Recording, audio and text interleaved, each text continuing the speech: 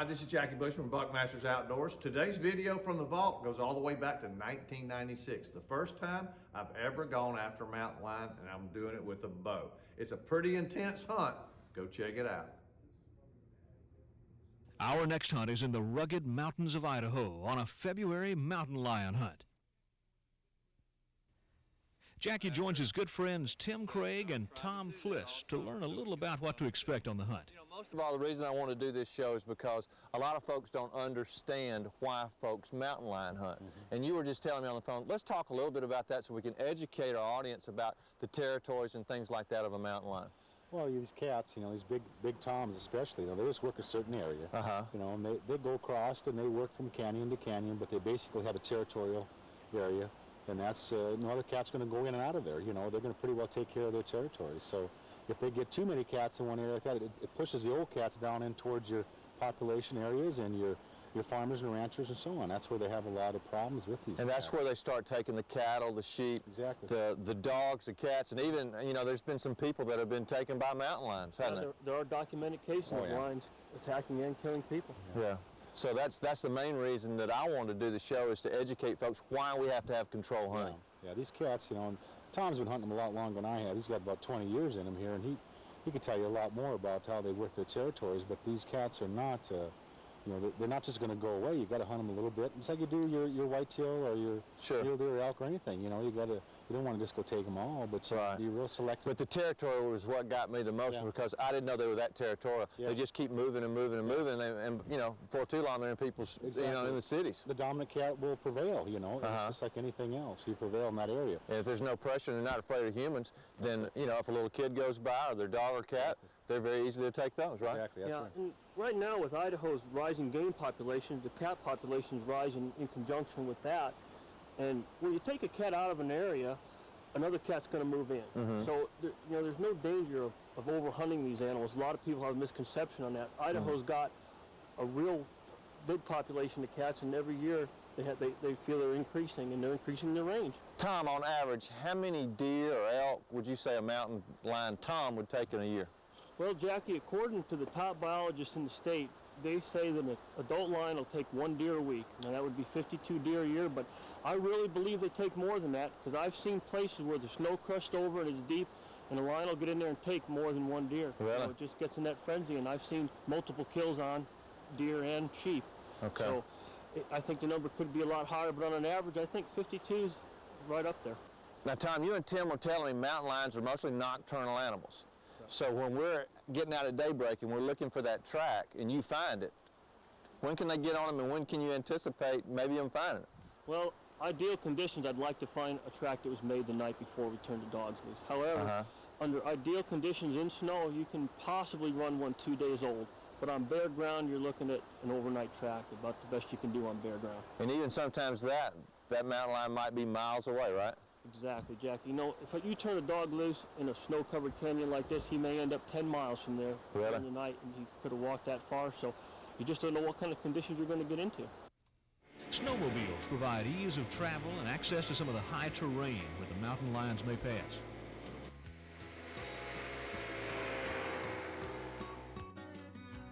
Jackie checks out each track in the snow to make sure he isn't missing anything.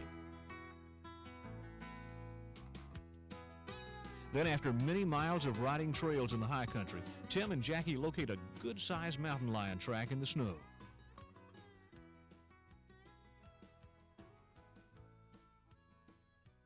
What do you think, Tom? Oh yeah, I think we should try this track for sure. Yeah, it's Now, when would you say that was done? Last night? Yeah, last night sometime, maybe the last 10, 12 hours or so. He's got a little snow and a little frost in it, but the temperature's been real good all night, so the dogs ought to be able to take it out real good. We can have How long, Tom, would you say the dogs could really get on the cat right there? Well, in real good conditions, a day-old track and sometimes a 2-day-old track, but it just depends where the lion goes and how far he traveled during the night. There's just no way to tell until you do turn the dogs loose. And right. Eric and Al should be coming with the dogs, so okay. I agree with Tim. I think we should try it. Yeah, we should give it a try. Let's see what they can do with it. Let's go on up the truck and help those guys bring the dogs down, Jackie, and see what we can do. All right, sounds good. What do you think, Al? look, yeah, good cat. Let's get that over. Look at him, put his nose in that thing. There they go. He's got a good voice on him, doesn't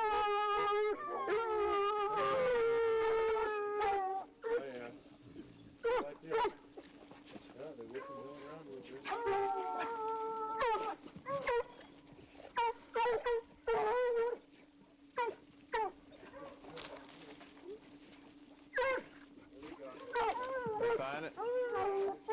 They got it now, going up the hill right there.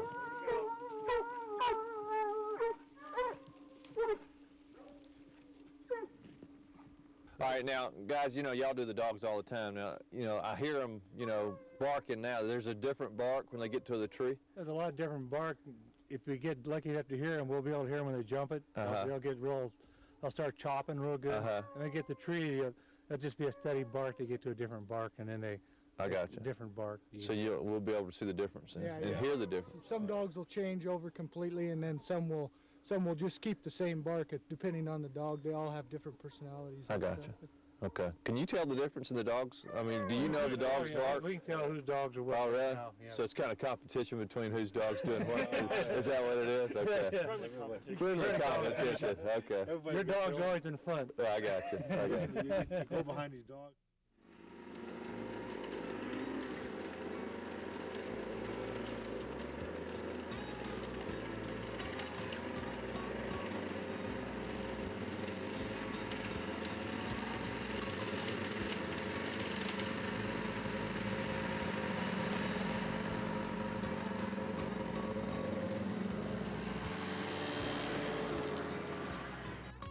Tim stops at a point high on a mountain trail to listen for the dogs. Once the dogs have the cat treed and the snowmobiles can go no farther, Jackie and Tim prepare to travel the rest of the distance on foot. All right, folks, we got the cat up the tree. I've got my bow and arrow ready, and this is what it's all about. I've had to strip down pretty much down to the least amount of clothes that I can get on. We got a long walk, and we're going to sweat up, so I got to make sure I don't get too hot going in. But this is what it's all about. You can hear the dogs. I'm excited. Let's go see what happens.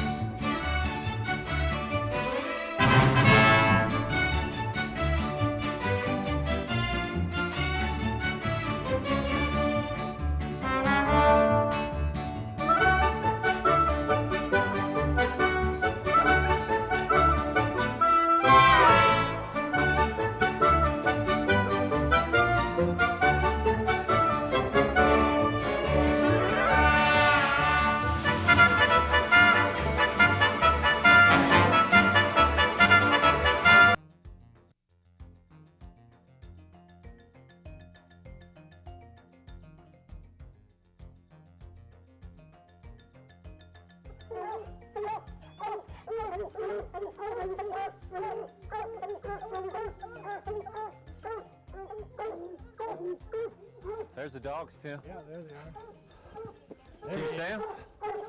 Oh, yeah. Look at that. That's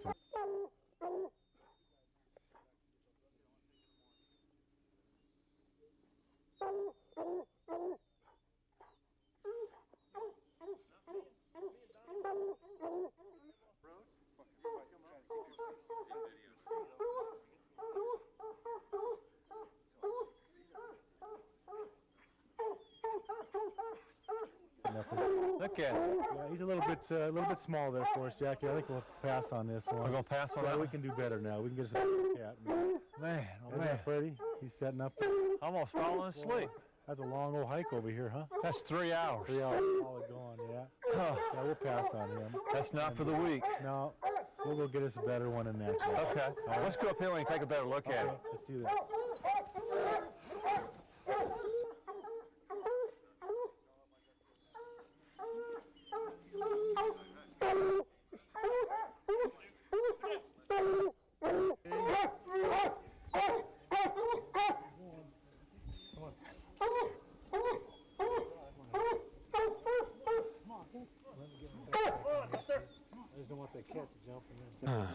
Hound hunting, by and large, is the most effective technique, the most surgical technique to removing problem lions, as well as just hunting lions in general. 70 to 90% of the lions harvested in the state are harvested over hounds. It is the most effective technique. Undoubtedly, when we have a problem lion in an area, say, depredations on cattle or sheep, removing that depredating lion with hounds is the most effective technique. We can go out and release hounds on the animal and be sure that it is the problem animal that we're catching and removing. So by and large, over time we found that lion hunting with the use of hounds is not only a valid opportunity for sportsmen, but a very good management tool for a wildlife biologist as well. The conditions were ideal the next day as Jackie and Tim headed out on their snowmobiles. There were fresh tracks everywhere. They headed high on the mountain because the deer and elk, the mountain lion's favorite food, were still at an elevation of about 5,000 feet.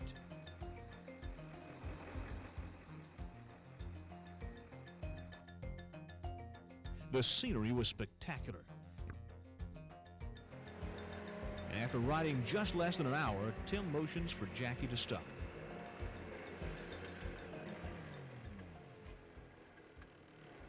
Here, Jackie, here, you come right down the road and rolled right here in the middle of the road. Good Yeah, gosh. you come right off that bank. That's a nice cat now. Boy, look at the track on Look at him, the track. Tim. That is a good cat. And he laid down right Yeah, here? he laid out here, rolled right here, cleaned himself up a little bit, and off he went there. Yeah, look at his track. Yeah, Now that's a big line. That's a nice tom. That's You know, the very nice. female that we went after the other day, we didn't know it was a female, but that track, Oh, that yeah, track it's a almost lot. doubles that track, doesn't it? Yes, it is. It's a lot bigger. It's a lot better cat. Let's go back head back to the truck with the snowmobiles and get the dogs in the box, and let's get things going here. That's Okay. a beautiful track. Well, that's a good Nice and fresh, Pretty too. fresh? Yeah. Okay. That's great. All right, let's Okay, do that. head out.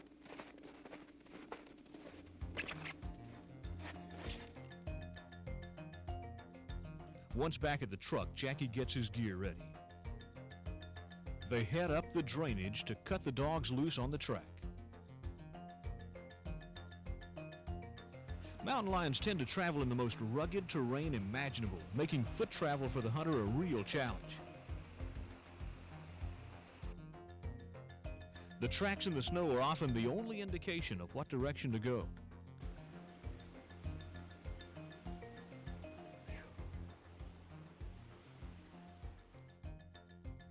After a couple of hours, they're finally able to hear the dogs. Okay, Jackie, you got dogs right here, about 100 yards. This tree. Oh, he's got it. Yeah, let's go play. Yeah, let's go. Take a look at it.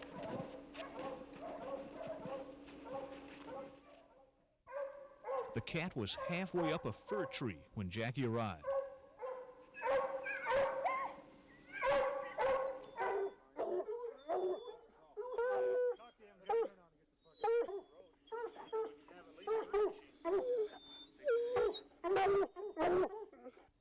Jackie checks every option to find the right angle. The big male mountain lion is surrounded by branches and offers only one shot for the bow.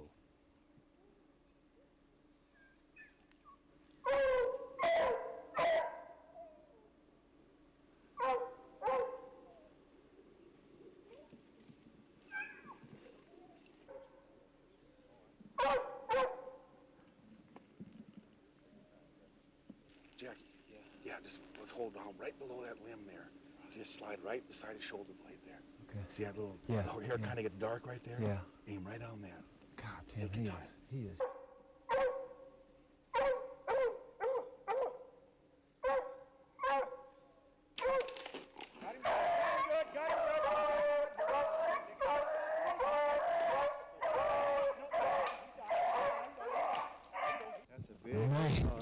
Look how big he is, Yeah, Tim. that's, my goodness, that's probably a, I'm gonna put my stuff down. oh, he's 150, 160 pound Tom there, Jackie. Oh man, look how big.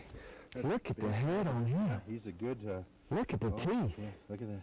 Wow. That's a heck of a Now that's what does the damage on the elk and the deer Absolutely. Yeah, you can see the and teeth. cattle and everything. He's a real big old cat. Now this cat, he's gonna go, you know, a good 15-inch head on him. He's a Look at that. He's a big Look at old his cat. claws. Yeah, looking at something. Look how big his foot is. He's big bugger. That's something how we they treat him and then Yeah. jumped out and they would chase Jumped him out again. The young dogs, man, we've been chasing him all afternoon. It's been quite a day now. They took the other cat tree up the canyon too, you know. Yeah. There's so many of them this area, you know. We've seen what, 5, 6 sets of tracks here last It's been a 2 days. great week. I mean, Al and Tom and Donnie and Wade and Eric, everybody's just done a great job. It's been just a lot. Where's Eric? Eric's over here at the Eric, dog. come on in, now. Eric. Boy, I tell you, Eric, Hi. good day, huh? Oh, that's a good Isn't that a good Look cat? at that. Oh, Come here, buddy. You did a great job. You did a great job. What a day, what a day. oh, look at that. Beautiful cat. I mean, we started walking at about 12, 12 and it's after 2 now, so Yeah. we walked a couple of a hours. couple hours up into here, yeah. And you know, once I got up there and they said, oh, the cat was gone, oh, God. This is the last afternoon, again, the last afternoon of the hunt. You pulled it out again. We do it once in a while, don't we? Isn't that something? Yeah, it's been a neat week, a lot of fun. All mountain lions in Idaho must be checked and tagged by the Fish and Game Department. Is everybody's required to bring in their lion once they've harvested it.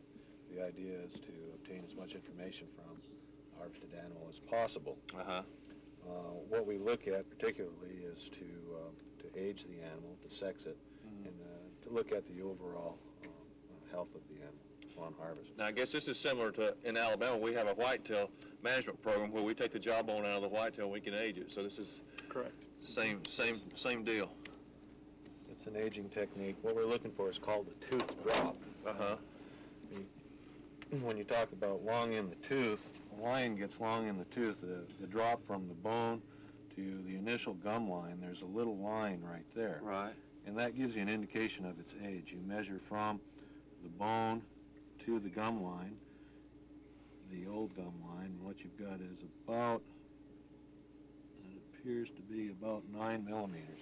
It's an older age class animal. It's probably about an 8 or so year old lion. 8-year-old. Right. When a lion gets to be that age, you typically don't see lions older than 10. When you get 10 or 12-year-old, you've got a very old lion.